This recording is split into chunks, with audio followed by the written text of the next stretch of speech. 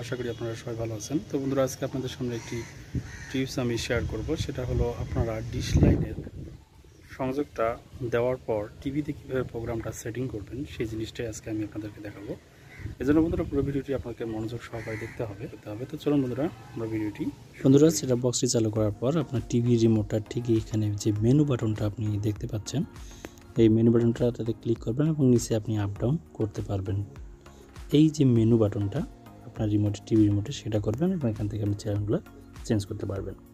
করার পর যথারীতি আপনি এখানে চলে আসবেন। এখান থেকে আপনি এভি নামে যে অপশনটা আছে এটাতে সিলেক্ট করবেন। এটা হলো আপনার সেটআপ বক্সে যে ডিশের লাইনটা থাকে সেটা এখান থেকে আপনি দেখতে পারবেন।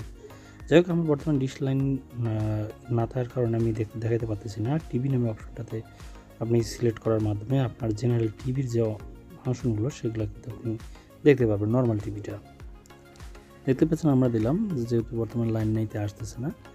আর আপনার সেটআপ বক্সের জন্য এভি এই অপশনটা বন্ধুরা অবশ্যই সিলেক্ট করবেন। এভি এটা বারবার আপনারা মনে রাখবেন। তাছাড়া এখানে অনেক অপশন আছে। তাছাড়া এখানে আরেকটা অপশন আছে, দেখুন মিডিয়া। এই অপশনটা আমাদের অনেক দরকারে লাগে।